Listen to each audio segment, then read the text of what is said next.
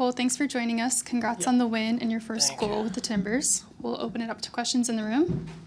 We'll go Jeremy and then Sam. Congrats on the win. Congrats on your first goal. Just how did it feel to score your first goal here at home and in front of the North End?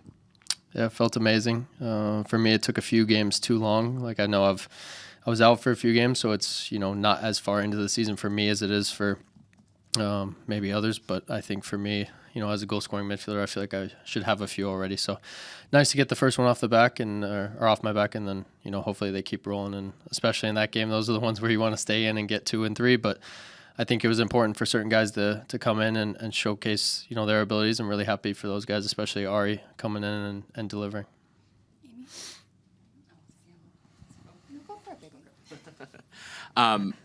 Phil was just in here. He talked tonight that he described it as a team that left their egos at the door and played as a team. How did that feel for you? And when he says, check your egos at the door as a coach, how does that look like for you as a player and on a performance like tonight?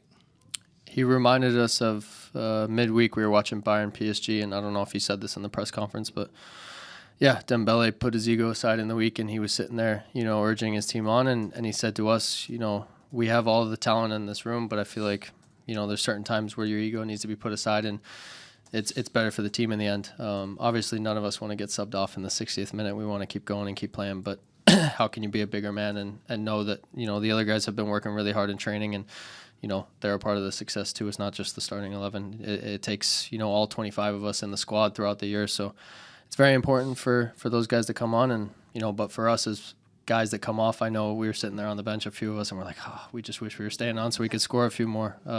So, yeah, I think it's the hunger to want to stay on, but also, putting your ego aside when you do have to come off and just acknowledge that those guys coming on have a job to do as well. And Cole, congratulations. Thank you.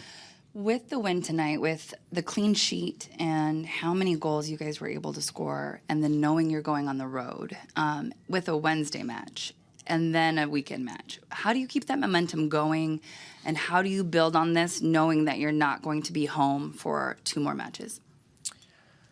Phil said it post-game that we can't be satisfied with a win like this. We've won, then we've lost. We've won, then we've lost. I think for us, we need to, like you said, build momentum and and stack wins.